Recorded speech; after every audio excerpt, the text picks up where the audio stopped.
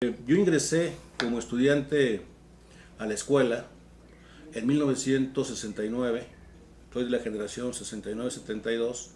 El plan era anual, tenía una duración de 4 años y en ese entonces teníamos un plan de estudios, es una copia fiel del plan de estudios de la Facultad de Ciencias de la UNAM. En 1980 se genera un movimiento al interior por parte de estudiantes y profesores para tratar de modificar el plan de estudios. Nos movimos a un plan semestral y se presentaron dos propuestas de plan de estudios, que en ese entonces se denominaba el plan A y el plan B. Por algunas cuestiones de índole político al interior de la universidad, pues se implementan los dos planes de estudio, dado que el Consejo Universitario es quien autoriza el plan de estudios que pueda ofertarse en alguna institución de aquí de la universidad. No aprueba ninguno de los dos y se inician, arrancan los dos planes de estudio.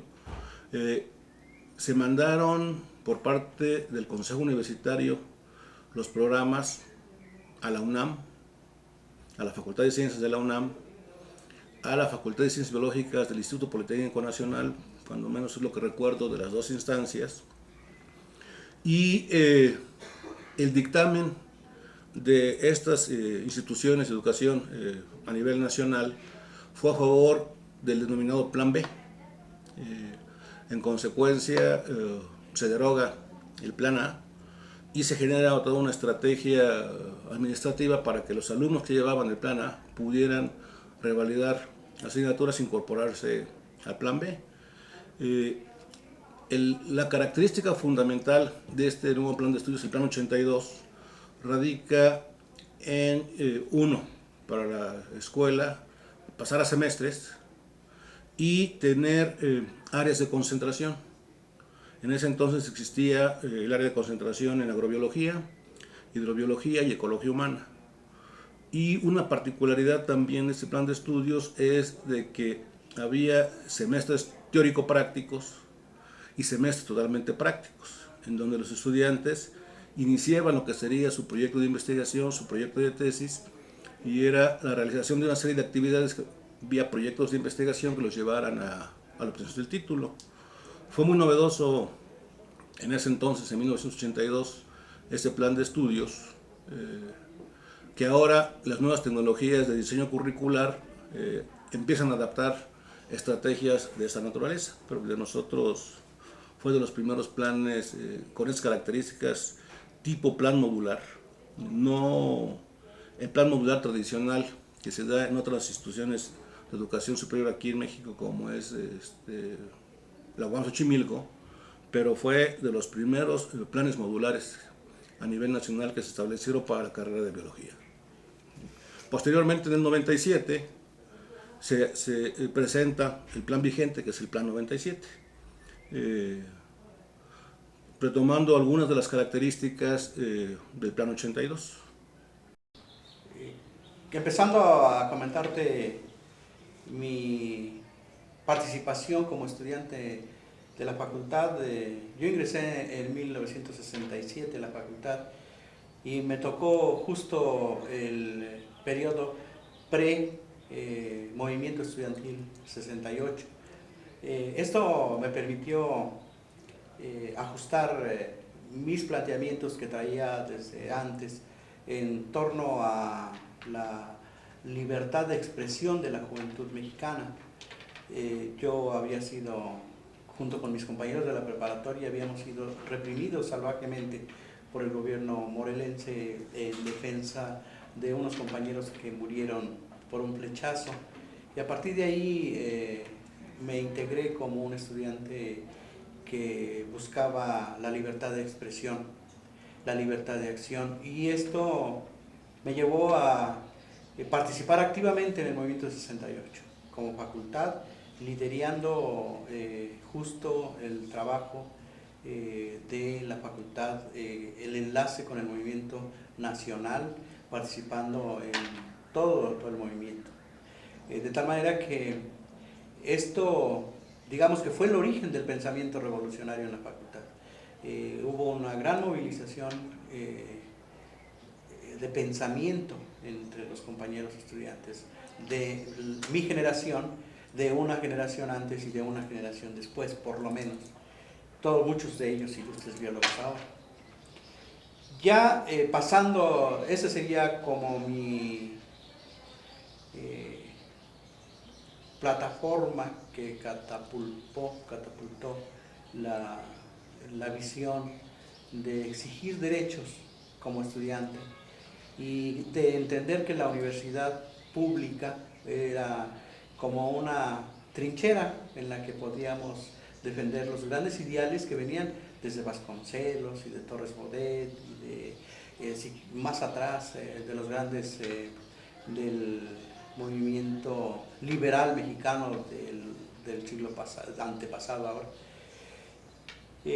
Con esa línea de pensamiento ya entré a la facultad como docente en junio, creo que el 4 de junio de 1970. En ese mismo año surge a nivel nacional por iniciativa de ilustres maestros como el doctor Gómez Pompa, Alfredo Barrera y algunos otros que no me llegan a la memoria en ese momento, pero que encabezados fundamentalmente por ellos, la formación del Consejo Nacional para la Enseñanza de la Biología en Jalapa en julio de 1970. Esto fue algo que me remotivó para ahora corregir el pensamiento de estudiante, para aplicar la idea de exigir los derechos de expresión y de compromiso con la sociedad desde la perspectiva biológica, pero ahora como maestro. Y encontré en esta discusión, en el foro de julio de 70 en Jalapa, justo lo que buscaba, es decir, la enseñanza de la biología tiene que ser una enseñanza en la que el alumno se inserte en la problemática de la biología en un segmento de realidad nacional, que puede ser Morelos o Toluca o cualquier lugar del mundo, y en una propuesta muy nacionalista de transformar la enseñanza de la biología en algo que se llamaba el CNB, el Consejo Nacional para la Enseñanza de la Biología. En 1974 se funda el primer grupo que llamamos Asociación Nacional de Facultades y Escuelas de Biología. Ahí nace, del cual me honro en ser pionero. Y el objetivo fundamental era evaluar los planes y programas de estudio. ¿Sí? Para esto hubo que seguir estudiando y hubo que seguir trabajando. No era fácil innovar y plantear cosas en ese tiempo. Había muchas limitantes, ¿no? No era la universidad enorme que tenemos ahora. Y me toca, por suerte, que en ese orden de ideas, fundar como un modelo experimental la Escuela de Biología, la Facultad de Ciencias Biológicas o la Facultad de Biología de Iztacala, justo en 1975. ¿Sí? Yo era estudiante de maestría, de una maestría que hice de tecnología educativa, y mi examen de grado era elaborar un plan de estudios con el doctor Luis Bojorquez Senior, porque hay un Luis Bojorquez Junior, con Luis Bojorquez Castro a la cabeza. Nos toca fundar en 1975 la Escuela de Biología de Iztacala con un plan innovador, que no era lo que yo pensaba, pero que ya me apuntaba hacia mover la enseñanza convencional y tradicional de la biología.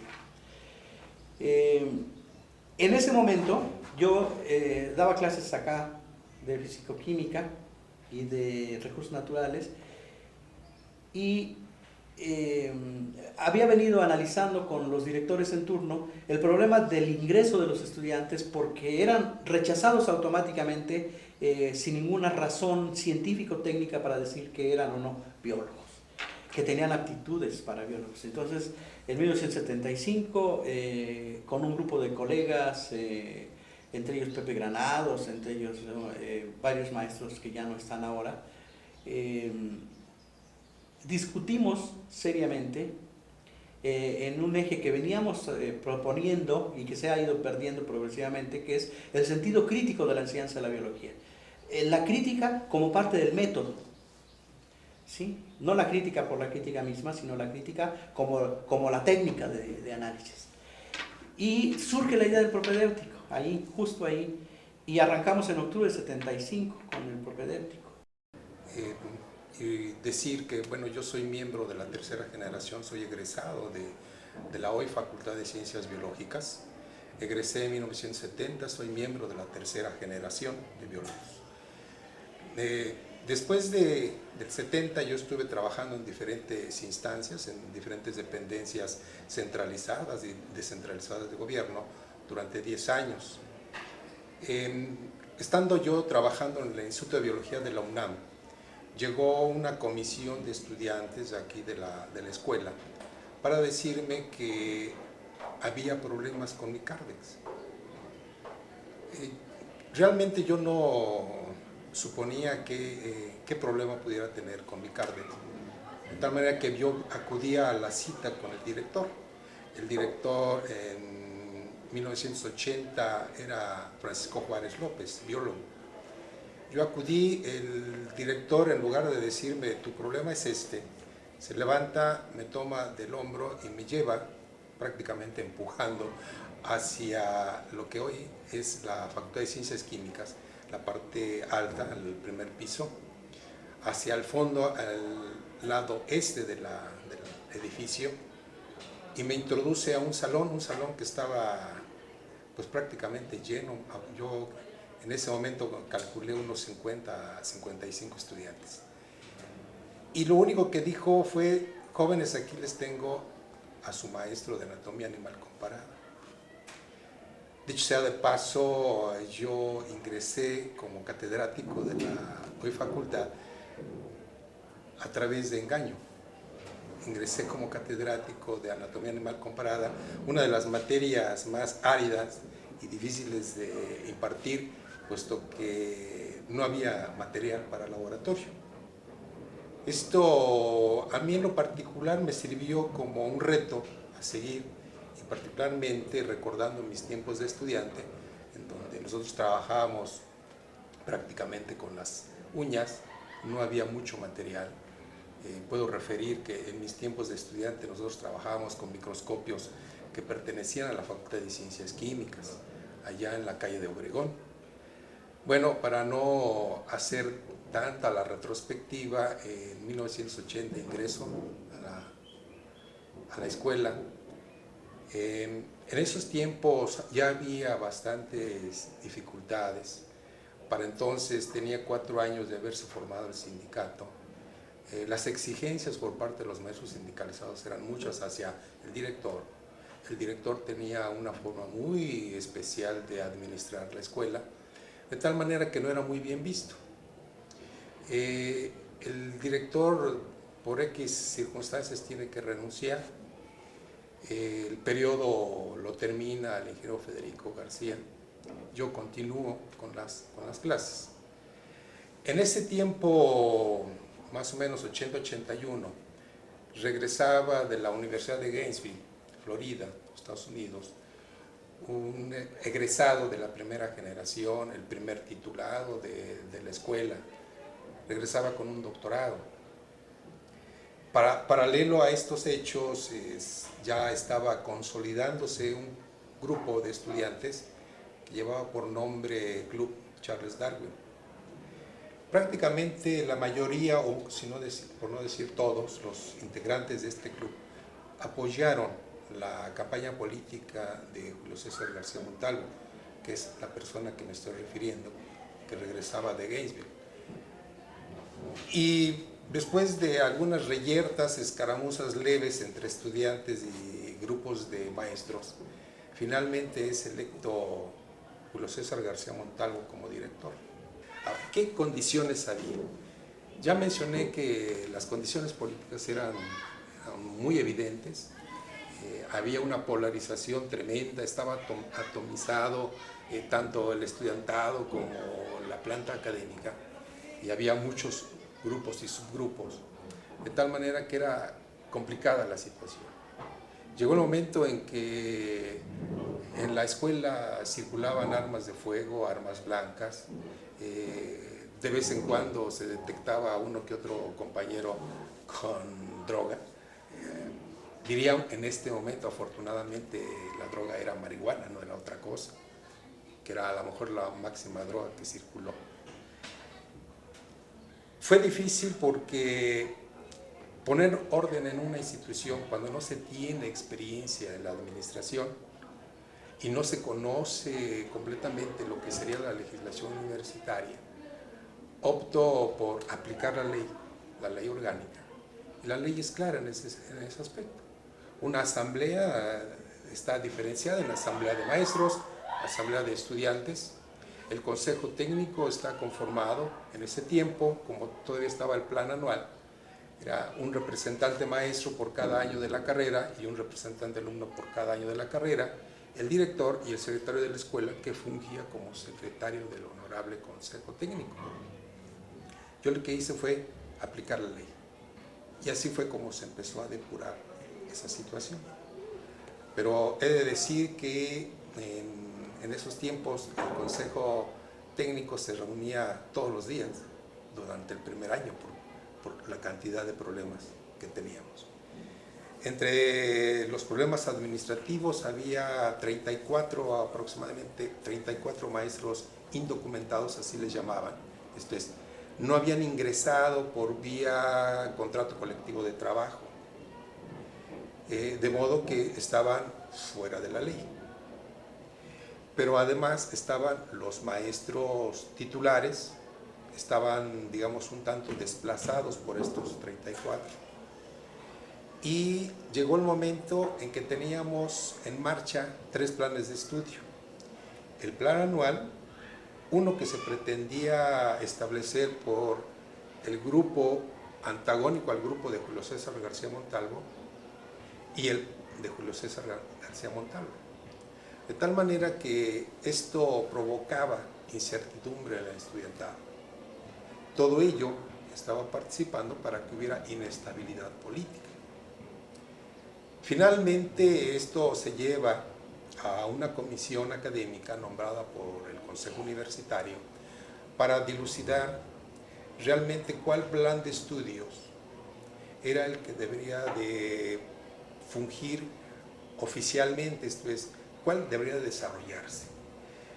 El plan anual no, porque precisamente ya se estaba en ese periodo de transición de dejar un plan anual y pasar a un plan semestral. Entonces la disyuntiva estaba entre el plan propuesto por García Montalvo y el plan propuesto por el otro grupo. Finalmente la comisión académica nombrada por Consejo Universitario dictaminó que el plan de estudios propuesto por el grupo antagónico al de García Montalvo era el adecuado. Este plan ofrecía 3 especialidades: la especialidad de ecología humana, de hidrobiología y agrobiología. Esas eran las 3 terminales. Durante mucho tiempo funcionó este plan, pero de acuerdo a los lineamientos de la Secretaría de Educación Pública, un plan de estudios debe estar revisado, mejorado y actualizado mínimo cada 5 años. De tal manera que he sido yo más o menos partícipe de estos 3 momentos de la escuela. Yo estuve como director de la Escuela de Ciencias Biológicas. Una vez que había terminado mi doctorado en la Universidad de Gainesville, en Florida, terminando el doctorado me vine para acá con la intención de poder contribuir con algo de la información académica que yo traía a mi facultad. Ese era mi objetivo principal, porque lo que me llevó a hacer esto es pensar que había mucha gente que podía realizar el mismo procedimiento de preparación que yo tuve y únicamente necesitaba dárseles la oportunidad. Durante ese periodo se vino la necesidad de actualizar el plan de estudios que teníamos, que ya era pasado y era tomado de la UNAM. Entonces empezamos a trabajar, a elaborar en ello, y para eso yo me hice allegar de gente que tuviera una preparación académica alta en cada una de las áreas en que ellos iban a contribuir o materias en el plan de estudios. Todos tenían el grado de doctor, gente que estaba con nosotros como esos de la UNAM, del Poli, de otras instituciones que tenían un nivel, y lo empezamos a elaborar, teniendo en mente principalmente que la gente que egresara era gente que se pudiera incorporar a la vida productiva del país, ¿no? Con un fundamento científico bueno, de excelencia. Pero en este afán se trastocaron intereses muy particulares en la gente que estaba como profesor de la escuela de biología, ¿verdad? Entonces se sintieron agredidos y empezaron ellos a elaborar su propio plan de estudios como pudieron.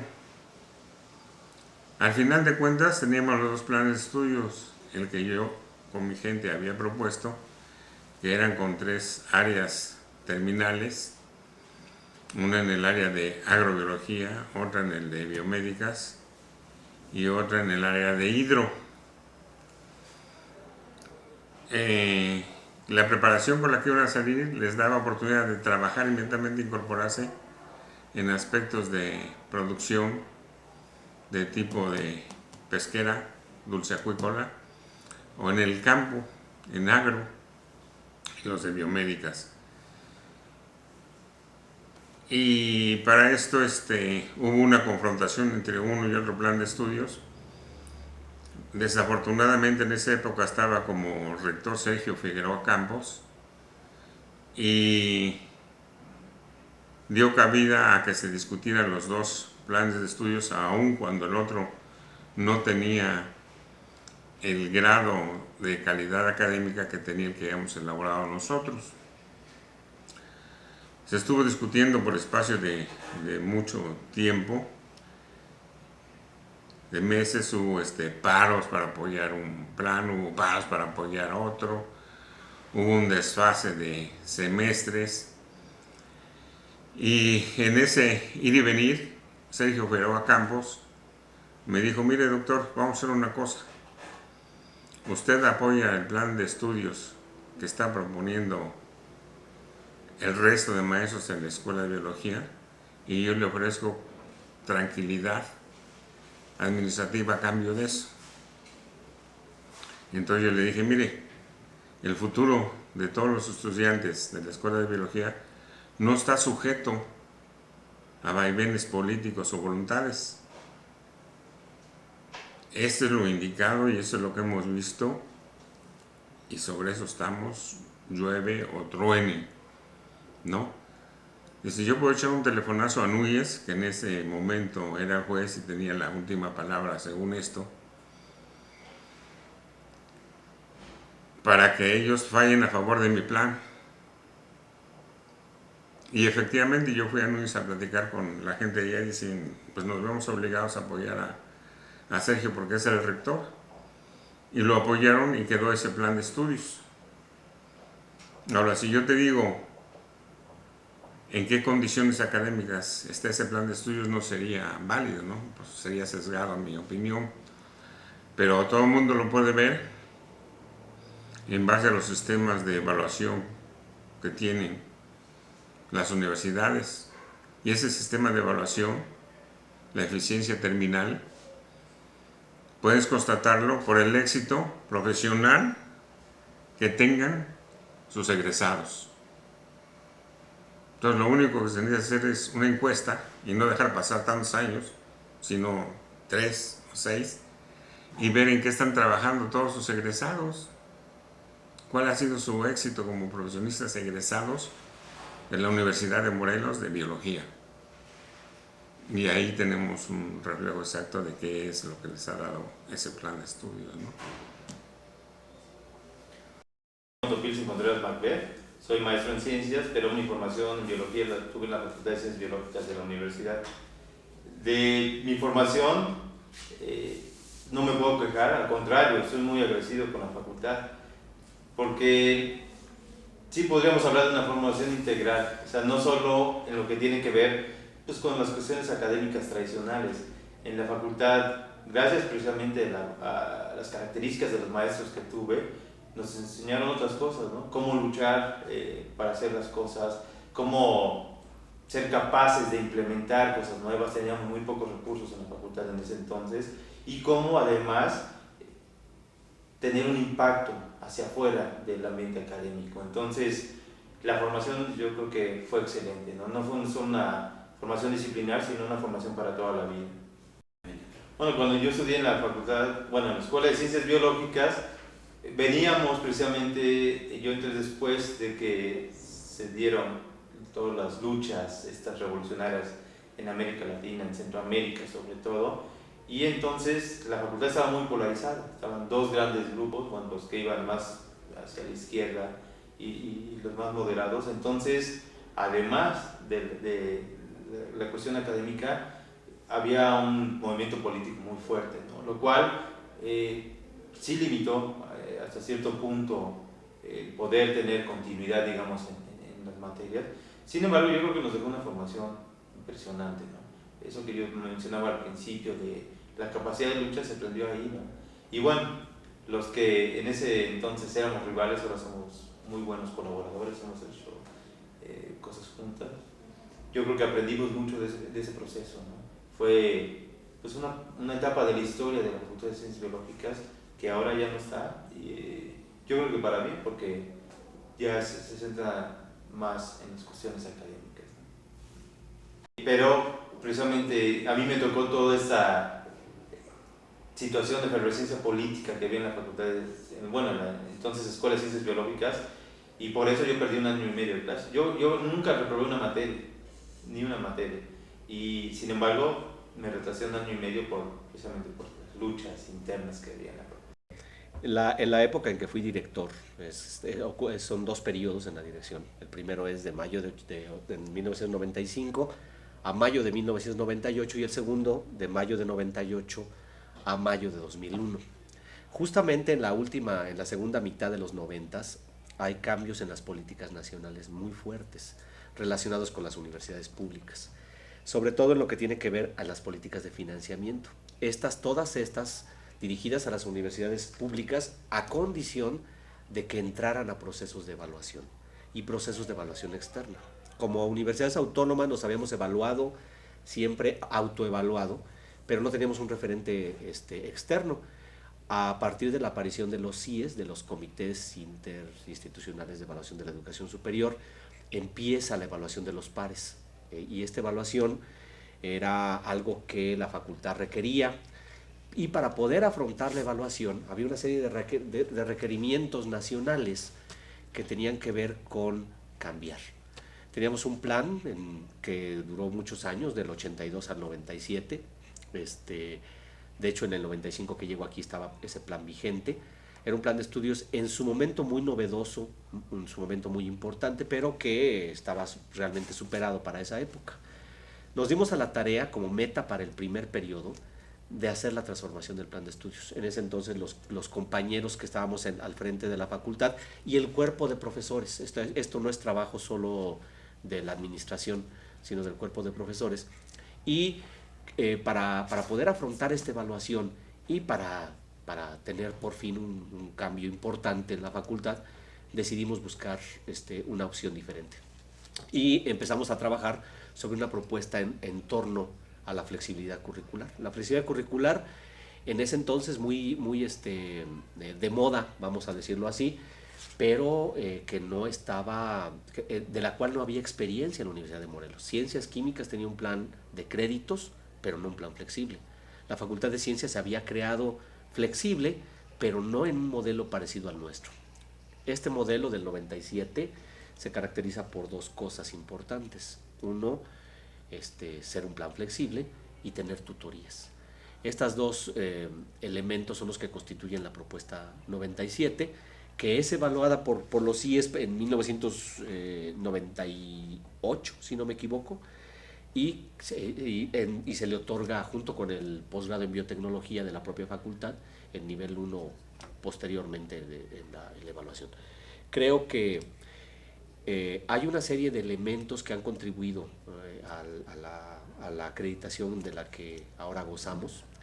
Uno es tener un plan como el que tenemos, un plan flexible que es moderno, que es a pesar de ya tener 10 años, todavía conserva vigencia en muchos sentidos y que tiene una dinámica de transformación que le permite afrontar las evaluaciones. Y sobre todo, no olvidemos que era condicionante tener un plan moderno para acceder al financiamiento. Es decir, si no cambias el plan de estudios, no tienes recursos económicos pues para tener equipo, tener mejores instalaciones. El plan de estudios pues ha contribuido notablemente desde mi punto de vista a que los recursos hayan llegado posteriormente a la facultad y a poder de alguna manera concretar una serie de acciones.